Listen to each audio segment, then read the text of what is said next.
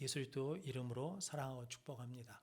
하나님의 은혜와 평강 가운데 늘 믿음으로 승리하는 우리 모든 성도들 되시기를 바랍니다. 우리 옆에 분 한번 같이 인사하겠습니다. 하나님의 관점을 가집시다. 하나님이 좋아하시면 됩니다.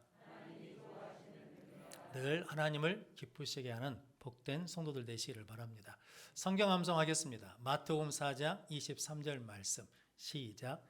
예수께서 온 갈릴리에 두루 다니시며 그들의 회당에서 가르치시고 천국 복음을 전파하시고 백성 중에 모든 병과 모든 약한 것을 고치시니 그의 소문이 온 수리아에 퍼진지라. 24절까지거든요. 한번 띄워주십시오. 내가 볼 때는 거의 안 이어고 오신 것 같이 내 입만 보고 뻥긋뻥긋 하시는 분들 계신 것 같은데 나는 몰라도 마스크를 써서 하나님은 아실 겁니다. 마태복음 4장 23절 말씀 같이 읽겠습니다. 예수께서 온 갈릴리에 두루 다니사 그들의 회당에서 가르치시며 천국 복음을 전파하시며 백성 중에 모든 병과 모든 약한 것을 고치시니 아멘. 한 번 더 같이 인사하겠습니다. 예수님이 하신 것처럼 우리도 합시다. 삶의 갈릴리에서 승리합시다. 저 여러분들의 삶의 자리가 갈릴리거든요. 근데 그곳에 하나님의 말씀이 증거되면, 천국 복음이 증거되면, 그리고 예수님의 능력이 나타나면 예수님이 하신 일을 통해서 이 땅에 하나님의 나라가 임하게 될 줄로 믿습니다. 그를 위해서 하나님이 교회를 세우시고 우리를 먼저 구원해 주신 줄로 믿습니다. 그 은혜의 사명을 잘 감당하는 우리 모든 성도들 되시기를 바랍니다. 오늘 누가복음 23장, 24장 말씀 가지고 십자가 부활 앞에서 라는 말씀으로 함께 은혜를 나누겠습니다. 먼저 주여 말씀하옵소서 같이 하겠습니다. 주여 말씀하옵소서 주의 종이 듣겠나이다. 아멘. 주의 음성이 들리는 복된 시간이 되시기를 바랍니다. 예수님이 이제 모든 사역을 마치시고 이제 겟세마네 동산에서 기도하시고 난 다음에 가룟 유다에 의해서 팔리시고 잡히셨습니다. 그리고 이제 빌라도 앞에 오게 되었는데 대제사장들과 그리고 서기관들, 관리들이 예수님에 대해서 이제 논쟁을 하고 고발하는 거죠. 그러면서 오늘 말씀해 보니까 저가 가이사에게 세금을 바치지 말라고 금하라고 하고 자칭 자기가 그리스도라고 했다라고 하거든요. 예수님은 세금 바치지 말라고 하신 적이 없죠. 가이사의 것은 가이사에게, 하나님의 것은 하나님께 드리라라고 말씀했거든요. 근데 그 십자가 앞에서 이제 여러 사람이 나옵니다. 오늘 본문 말씀을 통해서 십자가에 나와 있는 사람들의 태도, 반응을 통해서 우리도 십자가 앞에서 어떤 태도를 취해야 되는지 함께 은혜를 나누겠습니다. 먼저 빌라도입니다. 빌라도는 결정권자거든요. 그러니까 빌라도가 결정하면 결정하는 대로 됩니다. 그런데 빌라도가 이게 결정권자인데 무엇으로 결정하지 않냐면 공의로 결정하지 않습니다. 사람들의 힘에 의해서 결정하거든요. 그래서 마태복음에서는 밀란이 날까 두려워서 뭐냐면 예수를 십자가에 못 박도록 내어주거든요. 그런데 실은 이게 빌라도는 그 책임에 대해서 계속 회피하려고 합니다. 그래서 오늘 갈릴리로부터 그렇게 왔다라고 그러니까 야 그러면 이 사람이 갈릴리 관할의 사람이냐 그러면서 헤롯이 예루살렘에 있으니까 헤롯에게 보내자라고 그래서 헤롯에게 보냈더니 예수님이 헤롯 앞에서는 한 말씀도 안 하시거든요. 그랬더니 헤롯이 조롱하고 어디에 보냈냐면 다시 빌라도에게 보냈거든요. 그러면서 빌라도가 3번이나 이 사람에서 내가 뭐를 찾지 못하다는 겁니까? 죄를 찾지 못하겠다. 그래서 너희들의 조금 마음을 해주기 위해서, 너희들 마음을 이루어주기 위해서 내가 때려서 놓아주겠다라는 거거든요. 그때 대제사장들을 통해서 무리들이 바라바를 놓아주고 예수는 십자가에 못 박으라라고 말씀합니다. 그때 누가복음 23장 23절로 25절 말씀 같이 읽겠습니다. 그들이 큰 소리로 재촉하여 십자가에 못 박기를 구하니 그들의 소리가 이긴지라. 이에 빌라도가 그들이 구하는 대로 하기를 원도하고 그들이 요구하는 자 곧 밀란과 살인으로 말미암아 옥에 갇힌 자를 놓아주고 예수는 넘겨주어 그들의 뜻대로 하게 하니라. 아멘. 그래서 그들의 요구가 이겼다라는 거거든요. 근데 그 이유는 뭐 때문이냐면 빌라도가 자기 자리가 위험하니까 자기 자리를 지키기 위해서 그들에게 예수를 넘겨주거든요. 그런데 그들의 뜻대로 하게 한지라 라고 말합니다. 오늘 마가복음 15장 15절 말씀 한번 같이 읽어보겠습니다. 빌라도가 무리에게 만족을 주고자 하여 바라바는 놓아주고 예수는 채찍질하고 십자가에 못 박히게 넘겨주니라. 아멘. 그러니까 빌라도는 누구에게 만족을 주려고 하냐면 무리들 그리고 백성들에게 만족을 주게 하기 위해서 예수를 때려서 십자가에 못 박게 내줬다라고 말씀하거든요. 여러분, 우리도 결정할 수 있는 자리가 있거든요. 부모도 결정권자지요. 여러분, 교회에서 직분이나 직책을 가지고 있으면 결정권자거든요. 그때 그 결정을 어떻게 하냐에 따라서 우리가 빌라도의 길을 갈 수 있고 예수의 길을 갈 수 있다는 거거든요. 빌라도는 이때 자기가 결정해야 될 것을 자기 직책에 맞게 결정하지 않아서 지금까지도 예수는 누구 때문에 죽었다는 겁니까? 우리가 사도신경을 지금까지 하고 있잖아요. 빌라도에게 권한을 받으사라고 고백하고 있거든요. 우리도 마찬가지거든요. 그러므로 우리가 뭔가를 결정하고 우리가 뭔가를 선택할 때 어떻게 결정할 거냐라는 거거든요. 사람에게 만족을 주기 위해서 결정하면 그 결정은 나에게 도리어 올무가 될 수 있고 하나님을 기쁘시게 하는 결정, 하나님께 순종하는 결정을 할 때 그때는 손해보는 것 같고 그때는 힘든 것 같아도 시간이 지나면 그 결정과 선택 때문에 도리어 은혜를 받게 되고 복을 받게 된다라고 말씀합니다. 그 뒤에 나온 구레네 시몬이 그러거든요. 누가복음 23장 26절 말씀. 누가복음 23장 26절 말씀. 안 띄워주면 그냥 우리가 성경을 보고 읽겠습니다. 성경 26절 말씀 같이 읽겠습니다. 그들이 예수를 끌고 갈 때 시몬이라는 구레네 사람이 시골에서 오는 것을 붙들어 그에게 십자가를 지워 예수를 따르게 하더라. 아멘. 마태복음에서는 억지로라고 하거든요. 마가복음에서도 억지로라고 합니다. 즉 로마 군대는 뭐가 있냐면 부여권이 있습니다. 그러니까 아무나 끌어다가 이게 오리를 가게 할 수 있거든요. 그래서 예수님이 오리를 가고자 한 자에게 몇 일을 가라는 겁니까? 10리를 가라고 하신 말씀은 그들에게 무슨 일을 억지로 시킬 때 그냥 기쁨으로 해버려라 라는 의미거든요. 그런데 오늘 구레네 시몬은 마침 그곳에 왔다가 억지로 뭐냐면 예수 십자가를 지고 예수를 따르게 됐다라는 거거든요. 근데 그 일을 감당하고 십자가를 지고 예수를 따랐더니 나중에 마가복음 15장 21절 말씀 같이 읽겠습니다. 마침 알렉산더와 누포의 아버지인 구레네 사람 시몬이 시골로부터 와서 지나가는데 그들이 그를 억지로 같이 가게 하여 예수의 십자가를 지우고 아멘. 그러니까 이 구레네 시몬은 자원해서 한 것이 아니라 억지로 했다라는 거거든요. 근데 마가복음에서는 이 구레네 시몬이 누구냐면 알렉산더와 누포의 아버지다라고 하거든요. 로마서 16장 13절 말씀 같이 읽겠습니다. 주 안에서 택하심을 입은 누포와 그의 어머니에게 문안하라. 그의 어머니는 곧 내 어머니니라. 아멘. 그러니까 주 안에서 택하심을 입은 누포. 그러니까 누포가 우리 식으로 하자 그러면 신학교 가서 목사가 될 수 있습니다. 그 누포와 그의 어머니에게 문안하는 거죠. 그 어머니는 누구 어머니라는 겁니까? 내 어머니다라는 거죠. 그러니까 구레네 시몬 때문에 그 아내가 교회에 헌신하게 되고 그 아들이 주의 종으로 쓰임받게 되었다라고 말씀하거든요. 성도 여러분, 십자가에 대해서 우리가 그 앞에서 어떻게 결정하냐에 따라서 후대에 우리의 삶이 어떤 길로 가느냐가 결정되는 거거든요. 저 여러분들은 십자가 앞에서 하나님의 뜻을 위해서 결정하고 하나님 편에 서는 일에 결정하면 하나님께서 그것을 통해서 우리에게 은혜와 복을 주실 줄로 믿습니다. 십자가 진다는 것은 내가 잘못해가지고 고난받는 것은 십자가 지는 게 아닙니다. 착각하는 경우가 있거든요. 내가 죄를 지었어요. 내가 잘못 선택했어. 내가 잘못 결정했거든요. 그래서 힘든 일을 겪고 있으면 그것은 십자가를 지는 게 아니고 실은 죄값을 치르는 거거든요. 그런데 우리가 무슨 일을 통해서 고생하고 있으면 십자가를 진다고 말하는데 그거 십자가 지는 게 아닙니다.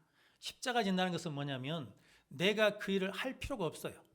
내가 그 일 때문에 욕먹을 일이 아니에요. 그런데 내가 예수님 때문에 그 일을 감당하고 예수님 때문에 교회 때문에 내가 손해를 보고 내가 예수님 때문에, 교회 때문에, 복음 때문에, 말씀 때문에 내가 억울한 일을 당하거나 욕을 먹을 때 그 일을 감당하고 있을 때가, 그때가 뭐 하는 거냐면 십자가를 지는 거거든요. 그럼 성도 여러분, 우리가 십자가 앞에서 믿음으로, 순종으로 그 십자가를 감당하면 하나님께서 반드시 갚아주시는 은혜를 주실 줄로 믿습니다. 그럼 성도 여러분, 십자가 앞에서 내가 내 이익을 위해서 결정할 것인지 하나님을 위해서 결정한 것에 따라서 그의 인생이 안전하게 달라진다라는 것을 말씀해 주고 있습니다. 또한 십자가 앞에서 나를 증명하려고 그러면 안 됩니다. 마귀는 끊임없이 나를 증명하라는 거거든요. 그런데 예수님은 십자가 앞에서 당신을 증명한 것이 아니라 그 십자가 앞에서 하나님의 뜻에 순종하거든요. 저는 그런 저분들도 늘 십자가 앞에서 순종하는 성도들 되시기를 바랍니다. 오늘 성경 본문을 보면 관리들과 군인들이 나오거든요. 그런데 그들이 하는 말이 누가복음 23장 35절 말씀입니다. 같이 읽겠습니다. 백성은 서서 구경하는데 관리들은 비웃어 이르되 저가 남은 구원하였으니 만일 하나님이 택하신 자 그리스도이면 자신도 구원할지어다 하고. 아멘. 어디서 많이 듣던 말 아닙니까? 만일 하나님이 택하신 자 그리스도이면 자신도 구원할지어다 하고, 36절 37절 말씀에 보면 군인들도 희롱하면서 나와 신포도주를 주며 이르되 네가 만일 유대인의 왕이면 네가 너를 구원하라 하더라 라고 하거든요. 만일 하나님의 아들이면, 만일 유대인의 왕이면 이렇게 말하거든요. 이것은 뭐냐면 지금 십자가에서 내려와서 네가 그리스도인 것을 증명하라는 거거든요. 네가 하나님의 아들인 것을 증명하라는 거거든요. 네가 유대인의 왕이라는 것을 증명하라는 거거든요. 근데 예수님이 십자가에서 내려오십니까? 안 내려오십니까? 안 내려오시죠. 우리 같으면 어떻겠습니까? 확 내려가가지고 한번 싹 쓸어버린 다음에 다시 박히셔도 되잖아요. 그런데 그렇게 하지 않으십니다. 왜 그러냐면 마태복음 4장 3절 말씀 같이 읽겠습니다. 시험하는 자가 예수께 나와서 이르되 네가 만일 하나님의 아들이여든 명하여 이 돌들로 떡덩이가 되게 하라. 아멘. 이게 누가 말하는 겁니까? 마귀 언어가 만일 하나님의 아들이여든 돌들을 떡덩으로 바꾸어서 증명해 보라는 거거든요. 성경 꼭대기에 데리고 올라가 가지고 그때도 뭐라고 하냐면 이르되 네가 만일 하나님의 아들이여든 뛰어내리라. 그러면 하나님의 사자들이 너를 받들어 줄 것이다 라고 하면서 하나님의 아들됨을 증명하라는 거거든요. 그래서 우리 신앙은 나를 증명하는 것이 아닙니다. 증명하는 것이 아니라 하나님께 순종하는 거거든요. 그런데 대부분 사람들은 일이나 문제 앞에서 무엇을 증명하려면 내 실력을 증명하려고 그래요. 내 능력을 증명하려고 그러거든요. 그런데 성도 여러분, 그러면 넘어질 수밖에 없거든요. 그런데 예수님은 증명하실 수 있어요, 없어요? 있지요. 그런데도 뭐 하십니까? 증명하는 자리로 가는 것이 아니라 순종하는 자리로 가시고 사명의 자리로 가신다라는 거거든요. 성도 여러분, 내가 얼마나 대단한 사람인 것을 드러내는 것, 증명하는 것이 신앙생활 하는 것이 아니라 신앙생활은 하나님의 부르심에 순종하는 것이 신앙생활이고 하나님이 부르신 사명의 자리로 나가는 것이 우리의 믿음 생활이다라는 것을 기억하고 십자가 앞에서 순종의 자리로 나가는 귀한 성도들 되시기를 바랍니다. 성도 여러분, 순종했더니 십자가에서 구원의 능력이 나타나거든요. 그게 누가복음 23장 42절로 43절 말씀입니다. 같이 읽겠습니다. 이르되 예수여 당신의 나라에 임하실 때에 나를 기억하소서 하니 예수께서 이르시되 내가 진실로 내게 이르노니 오늘 네가 나와 함께 낙원에 있으리라 하시니라. 아멘. 관리들, 군인들 그리고 한 강도는 비웃고 조롱하면서 네가 하나님의 아들이면 증명해봐라 라고 했거든요. 근데 예수님이 증명한 것이 아니라 순종했거든요. 근데 성도 여러분, 순종하면 능력이 없는 것 같잖아요. 말씀드린 것처럼 십자가에 내려와가지고 한번 확 휘어버리고 난 다음에 십자가에 딱 다시 달리시면 이게 능력 있는 그리스도로, 능력 있는 예수님으로 증명될 수 있잖아요. 그런데 뭐 하지 않으시냐면 십자가 앞에서 증명한 것이 아니라 순종하셨거든요. 순종했더니 그때부터 뭐가 나타나냐면 구원의 역사가 일어나는 거거든요. 성도 여러분, 하나님의 역사는 언제 나타납니까? 순종할 때 나타납니다. 그럼 성도 여러분, 우리도 어떤 삶의 자리에 있든 어떤 문제 앞에 있든 그때 내가 누구인지, 내 믿음이 어떤 믿음인지, 내 실력이 어떤 실력인지를 증명하려고 하면 아무 일도 일어나지 않습니다. 바울이 고린도에서 설교를 하거든요. 그런데 성도 여러분, 고린도에서 크게 복음의 열매를 맺지 못합니다. 그 이유는 뭐 때문이냐면 논쟁하면서 자기 실력을 드러내려고 하거든요. 그런데 성도 그때는 구원의 역사가 별로 없어요. 오늘 예수님도 증명한 것이 아니라 뭐 할 때? 순종할 때 그 우편에 있는 강도가 뭐 있다는 겁니까? 네가 나와 함께 낙원에 있으리라고 구원을 받고, 누가복음 23장 47절 말씀 같이 읽겠습니다. 백부장이 그 된 일을 보고 하나님께 영광을 돌려 이르되 이 사람은 정녕 의인이었도다 하고. 아멘. 백부장이 누굽니까? 예수님을 십자가에 못 박는 사형 집행을 주관한 사람이거든요. 그런데 그 백부장도 예수님을 보고 뭐냐면 이는 정녕 의인이었도다. 다른 복음서에서는 이는 정녕 하나님의 아들이었도다 라고 고백하거든요.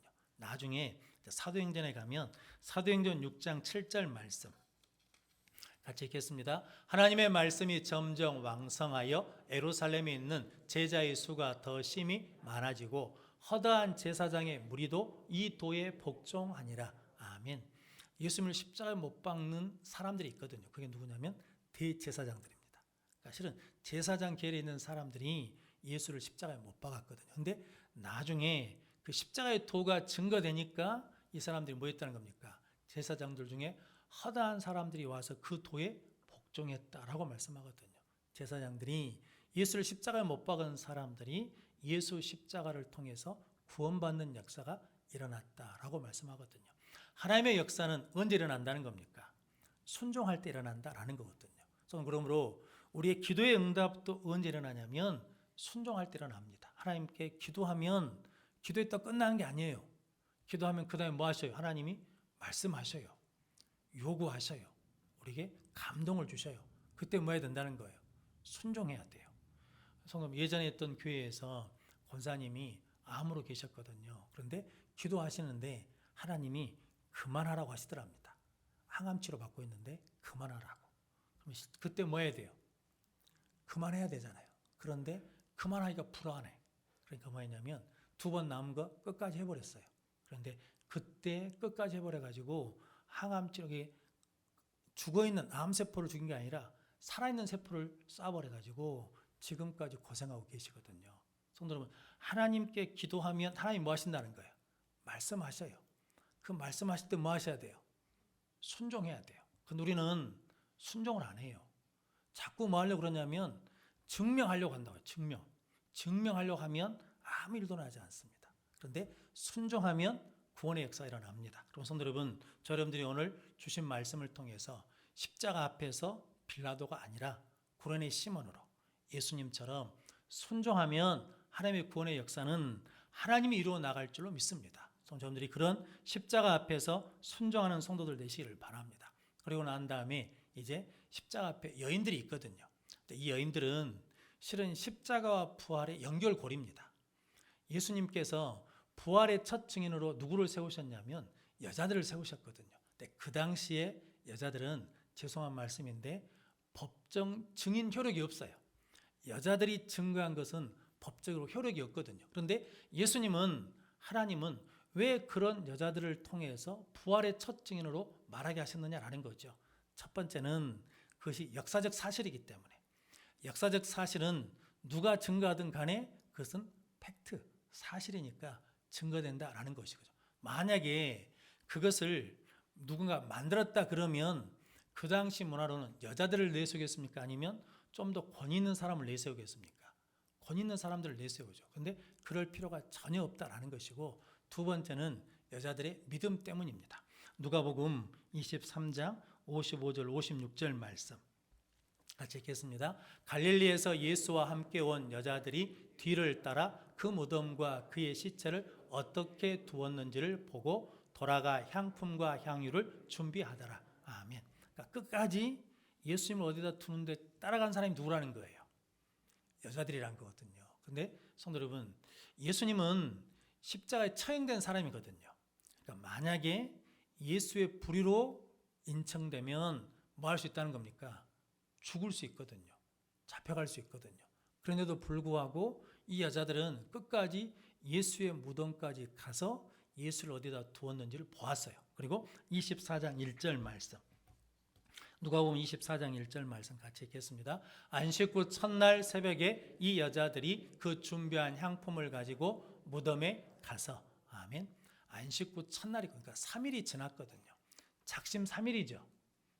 3일 전에 내가 가봐야지 했다가 하루 지나고 이틀 지나면 마음이 어떻습니까? 풀어질 수 있잖아요. 해질 수 있잖아요. 근데 이 여자들은 시간이 지나도 그 믿음이 변함이 없어요. 한결같은 믿음을 가지고 안식 후 첫날 새벽에 예수 무덤에 갔거든요. 그들을 통해서 뭐가 증거됩니까? 예수 부활이 증거되거든요. 성도 여러분, 갈렙이라는 사람이 있지 않습니까? 갈렙이 가나안 땅에 갈 때가 몇 세였냐면 40세였거든요. 그런데 이 산지를 내게 주소서라고 구할 때가 몇 세였냐면 85세였습니다. 그런데 갈렙이 하는 말이, 내가 젊었을 때 그 땅에 갔다가 와서 이제 모세 앞에 갔다가 와서 지금 내 나이가 85세가 되었는데 그때나 지금이나 내 힘이 뭐 한다는 거예요? 변함이 없다는 거거든요. 그때나 지금이나 나는 한결같다라는 거거든요. 육체적인 힘만 한결같다라고 말하겠습니까? 그 믿음이 뭐라는 거예요? 한결같다라는 거거든요. 45년이 지났는데도 믿음이 변해요, 안 변해요? 안 변해요. 할렐루야. 저 여러분들이 이 믿음 소유하시기를 주님으로 축복합니다.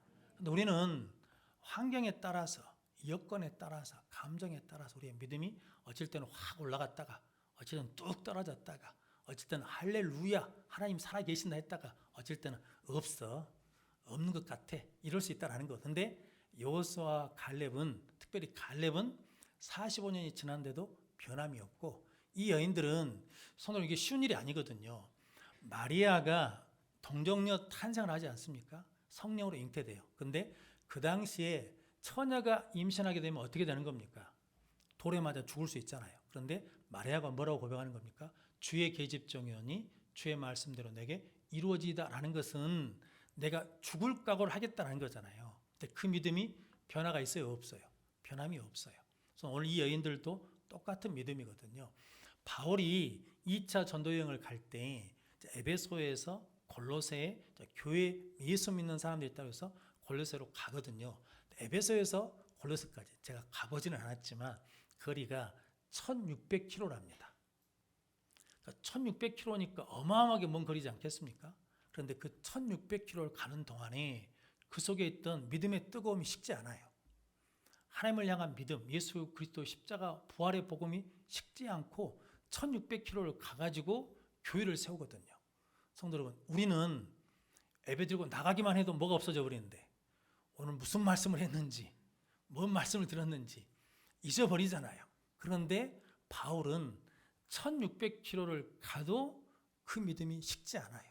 그 뜨거움이 식지 않아. 그 믿음이 식지 않아요. 이 여인들이 그런 믿음이거든요. 성도 여러분, 십자가에 달렸을 때 예수가 죽으면 실은 끝난 거잖아요. 그래서 제자들이 나중에 믿습니까? 안 믿습니까? 안 믿어요. 여자들이 말할 때는 허황된 말이라고 안 믿어요. 베드로는 무덤까지 달려가서 세마포만 있는 것을 봤어요. 놀랍게 여겼고 난 다음에 집으로 돌아가 버렸어요. 놀랬는데 안 믿어. 그리고 돌아가 버렸거든요. 근데 이 여인들은 예수님이 십자가 달려 죽으셨는데도 어디를 쫓아가요? 무덤까지 가요. 그리고 안식 후 첫날에 누구를 찾으러 오는 거예요? 죽은 예수를 보러 오는 거거든요. 그런데 그들이 누구를 만납니까? 부활하신 예수님을 만나거든요. 십자가의 예수를 만나러 와야 부활하신 예수님을 만나는 은혜를 누리게 될 줄로 믿습니다. 근데 그 자리에 가기까지는 뭐가 있어야 돼요? 변함없는 믿음, 한결같은 믿음, 꾸준한 믿음이 있어야 된다라고 말씀하거든요. 그래서 안식 후 첫날이 지금 우리가 섬기는 뭡니까? 주일이거든요. 그러니까 주일은 부활하신 예수님을 기념하는 날이에요. 그러니까 우리는 항상 주일날 올 때 누구를 만나러 오는 거예요? 십자가 예수를 만나러 왔다가 부활하신 예수님을 만나는 날이 주일이거든요. 그래야 성도 여러분, 돌 무덤이 열리는 역사가 일어나고 풀리는 역사가 일어날 줄로 믿습니다. 여러분들이 그런 복된 믿음의 성도들이 되시기를 바랍니다. 그런데 제자들은 믿지 않거든요. 그런데 믿지 않는 그 제자들에게 예수님이 해주신 게 있죠. 그게 뭐냐면 누가복음 24장 32절 말씀입니다. 같이 읽겠습니다. 그들이 서로 말하되 길에서 우리에게 말씀하시고 우리에게 성경을 풀어주실 때 우리 속에서 마음이 뜨겁지 아니하더냐 하고. 아멘. 주석에 보면 뜨겁지 아니하더냐라는 말이 간주에 불타지 아니하더냐라고 말하거든요. 그래서 무엇을 풀어줄 때, 성경을 말씀해 주실 때. 그럼 성도 여러분, 부활의 믿음은 무엇을 통해서 얻을 수 있다는 겁니까? 말씀을 통해서, 말씀을 들을 때 얻을 수 있다는 거거든요. 성도들이 하나님의 말씀을 통해서 부활의 믿음을 소유하는 성도들이 되시기를 바랍니다. 그 부활의 믿음을 갖게 되면 누가복음 24장 2절 말씀 같이 읽겠습니다. 돌이 무덤에서 굴려 옮겨진 것을 보고. 아멘. 사복음서 다에 부활의 장면에 대해서 나오는데 마태복음, 마가복음, 누가복음, 요한복음에 돌이 굴려졌다는 것을 다 이야기합니다. 근데 성도 여러분, 예수님은 돌이 굴려졌어야 나오실 수 있는 분이십니까? 아니거든요. 돌이 막혀 있어도 부활하신 예수님은 그 돌을 통과해서 나오실 수 있는 분이시거든요. 그러잖아요. 왜냐하면 제자들이 모여 있을 때 예수님이 갑자기 쑥 하고 나타나셨잖아요. 그런 것처럼 돌이 굴려지지 않아도 예수님은 그 굴에서 나오실 수 있는 분이시거든요. 그런데 성경은 돌이 굴려졌다고 계속 강조하신 이유는 뭐냐면 부활이 나타나면, 부활의 주님을 만나면 동굴이 아니라 뭐가 되냐면 터널이 된다는 거거든요. 동굴과 터널의 차이점을 아시죠? 동굴은 어떤 곳이에요? 뒤에가 막혀 있는 것이 동굴이고 터널은 뒤에가 뚫려 있는 것이 터널이죠. 그래서 계속해서 가면 터널은 끝이 보이고 터널은 계속 가면 막히는 거잖아요. 부활하신 주님을 만나면 우리 인생에 막혀 있는 것도 뭐하게 된다는 거예요? 열려지게 된다는 거거든요. 할렐루야. 죽음의 문을 여셨어요. 좀 죽음의 문을 여셨다 그러면 다른 모든 것도 뭐 하실 수 있다는 겁니까? 여실 수 있다는 거거든요. 요한복음 11장에 나사로가 죽었잖아요. 근데 예수님이 나사로 무덤 앞에 가가지고 제일 먼저 하신 말씀이 있죠. 뭐라고 말씀하십니까? 돌을 옮겨 놓으라. 요한복음 11장 39절 말씀 같이 읽겠습니다. 예수께서 이르시되 돌을 옮겨 놓으라 하시니 그 죽은 자의 누이 마르다가 이르되 주여 죽은 자가 나흘이 되었으니 벌써 냄새가 나나이다. 아멘. 죽은 지가 며칠이 돼서 나흘이 돼서 냄새가 나. 그러니까 돌을 옮겨 놔도 필요 있다는 게 없다는 거예요. 없다는 거예요. 그런데 예수님이 내가 내 말을 믿으면 영광을 보리라 하지 않더냐라고 했더니 돌을 옮겨 놓거든요. 성도 여러분, 그랬더니 예수님이 나사로야 나오라 했더니 수건에 동인체로 나오잖아요. 그때 예수님이 풀어 놓아 다니게 하라라고 말씀하거든요. 성도 여러분, 우리가 부활하신 주님을 만나면 그 부활의 능력은 돌을 옮기는 능력, 여는 능력, 풀어주는 능력을 허락해 주실 줄로 믿습니다. 부활의 예수님을 만나 그 은혜를 누리는 우리 모든 성도들 되시기를 바랍니다. 그래서 예수님이 우리에게 평강이 있을지어다 성령을 받으라 라고 말씀하시고 이제 부활하신 주님이 승천하시면서 누가복음 24장 50절 51절 말씀 같이 읽겠습니다. 예수께서 그들을 데리고 베다니 앞간이 나가사 손을 들어 그들에게 축복하시더니 축복하실 때 그들을 떠나 하늘로 올려지시니. 아멘. 예수님이 뭐 하셨다는 겁니까? 축복하셨어요. 그리고 축복하실 때 올라가셨다라는 거거든요. 부활하신 주님이 우리에게 하신 것이 있거든요. 평안이 있을지어다 성령을 받으라. 그리고 눈을 열어서 성경을 깨닫게 해주셨거든요. 그리고 난 다음에 너희가 이 모든 일에 증인이 되리라 라고 하시고 축복하셨습니다. 여러분, 부활하신 주님이 내 안에 계시면 우리는 어떤 인생을 살 수 있냐면 축복하는 인생을 살 수 있습니다. 하나님이 사람을 흙으로 지으시고 그 코에 생기를 불어넣으시고 난 다음에 첫 번째 하신 일이 있죠. 무엇을 하셨습니까? 그들에게 무엇을 주시고 복을 주시면서 생육하고 번성하고 땅에 충만하라, 땅을 정복하라, 땅을 다스리라 라고 뭐 해주셨냐면 축복해 주셨거든요. 그런데 예수님이 이 땅의 사역을 다 마치시고 승천하시면서 뭐 하면서 올라가셨다는 거예요? 축복하시면서 올라가셨다는 거죠. 성도 여러분, 하나님이 내 안에 계신 사람은 어떤 인생을 사냐면 축복하는 인생을 삽니다. 부활하신 예수님이 내 안에 있는 사람도 뭐 하는 인생을 하냐면 축복하는 인생을 삽니다. 그래서 모세가 이스라엘 12지파를 축복하고 야곱이 축복하거든요. 특별히 야곱이 이제 애굽에 가가지고 바로 앞에 나갈 때 뭐 하냐면 축복했습니다. 그리고 바로에게서 나올 때도 뭐 했냐면 축복했습니다. 성도 여러분, 세상의 가치로는 지위 있는 사람이 뭐 해야 되겠습니까? 왕이 야곱한테 축복해야 되는데 성경은 바로 왕이 야곱을 축복한 게 아니라 객으로 들어온 나그네로 들어온 야곱이 바로 왕을 축복하거든요. 이게 있을 수 없는 일이잖아요. 그런데 왜 성경은 이렇게 기록했냐면 누가 축복하는 인생을 사냐? 능력 있는 인생을 사냐? 하나님을 모신 사람만이 축복하는 인생을 살 수 있다. 그리고 야곱이 애굽 땅에 내려갈 때 뭐라고 하냐면 쉽게 말해 이겁니다. 죽으면 죽으리라. 내가 베냐민을 잃으면 잃으리라 라는 믿음으로 나가거든요. 그래서 그가 축복하는 삶을 살거든요. 성도 여러분, 교회는 예수 그리스도가 부활한 것을 기념해서 주일날 모이거든요. 그러니까 교회는 어떤 곳이어야 된다는 거예요? 축복하는 곳이 돼야 돼요. 할렐루야. 그러니까 성도 여러분, 이게 우리가 지적한다고 해서 바꿔지지 않습니다. 이게 우리가 정죄한다고 해서 바꿔지지 않아요. 뭐 할 때 바꿔지냐면 사랑할 때 바꿔져요. 내가 바꾸는 게 아니에요. 누가 바꿔요? 하나님이 바꿔주셔야 바꿔지는 거예요. 근데 성도 여러분, 목사들이 특히 저 같은 사람들이 착각할 때가 있거든요. 내가 바꿀 수 있을 줄 알아요. 택도 없어요. 저는 바꿀 능력이 없어요. 병 고칠 능력도 없어요. 귀신 고칠 능력도, 이 귀신을 쫓아낼 능력도 없어요. 누가 능력을 주셔야? 하나님이 능력을 주셔야 하나님의 능력으로 하는 거거든요. 그러니까 성도 여러분, 목사 의지하면 안 돼요. 누구 의지하셔야 돼? 하나님 의지하셔야 돼. 목사로 만나러 오면 안 돼. 누구를 만나야 돼? 하나님을 만나야 돼. 누구를 만나야 돼? 부활하신 예수님을 만나야 될 줄로 믿습니다. 그때 우리는 어떤 인생을 사냐면 축복하는 인생을 살 수 있다는 거거든요. 성도 여러분, 자녀들 축복하고 싶죠? 축복이 돼요, 안 돼요? 안 돼요. 저는 축복해야 되겠다라고 해도 축복이 안 돼. 왜 안 되냐? 내 안에 뭐가 없으면, 하나님 안 계시면 죽어도 축복을 못 해요. 내 안에 부활하신 예수님이 없으면 죽어도 축복을 못 한다니까. 자식 축복하기 싫은 사람이 어디 있겠습니까? 그런데 안 돼요.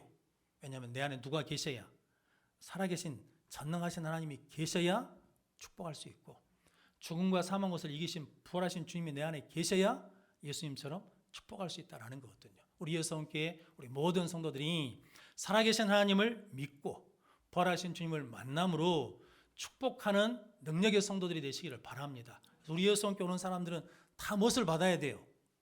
복을 받아야 돼. 할렐루야. 복 받으십시오. 하나님은 복 주시기 좋아하시거든요. 근데 그 복을 받아서 어떻게 하실 거냐? 그것도 숙제예요. 저 어렸을 때 복 받으라 그러면 아멘 했거든요. 아멘. 정말 목청이 터지라 복 달라고 아멘 했거든요. 그런데 목회를 하면서 보니까 그 다음 걸 안 가르쳐줘서 그 다음 걸. 복 받아서 뭐 할 거냐고.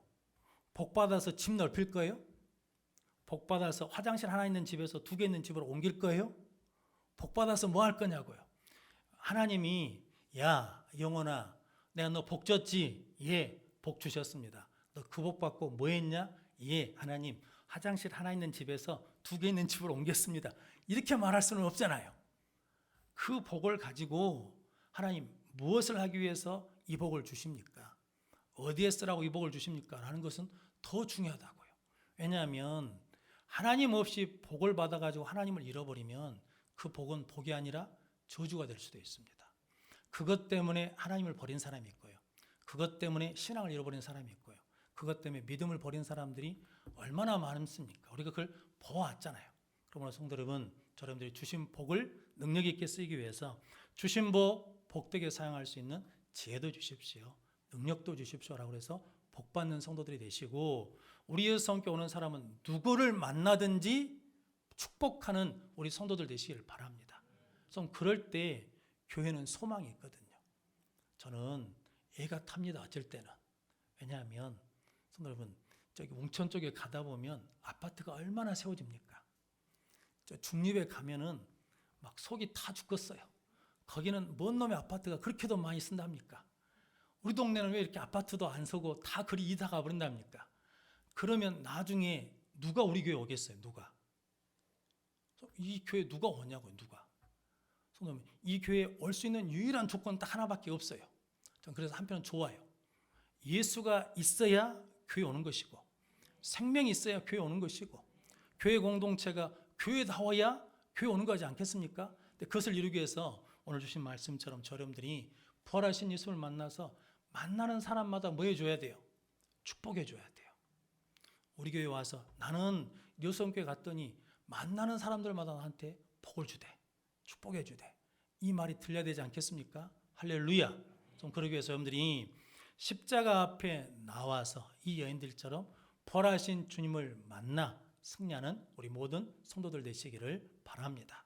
십자가 앞에서, 부활의 앞에서 우리가 어떻게 사느냐에 따라서 우리 인생과 우리 후손들의 인생이 달라질 줄로 믿습니다. 여러분들 오늘 주신 말씀처럼 십자가 앞에서 순종하고 십자가 앞에서 헌신함으로 말미암아 부활의 주님을 만나서 평강을 누리시고 성령 충만함을 누리시고 축복하는 능력의 성도들이 되시기를 주님의 이름으로 축원합니다. 기도하겠습니다. 거룩하신 아버지 하나님 감사합니다. 오늘 또 우리를 부르셔서 사순절 기간 동안에 말씀을 통독하며 십자가 앞에 나와 부활하신 주님을 만나는 생명의 길을 보여주시니 감사합니다. 우리 모든 성도들이 십자가 앞에서 순종하여 부활하신 주님을 만나 복을 받게 하시고 축복하는 은혜의 사람이 되게 하여 주옵소서. 예수님의 이름으로 기도하옵나이다. 아멘. 우리 찬양하겠습니다.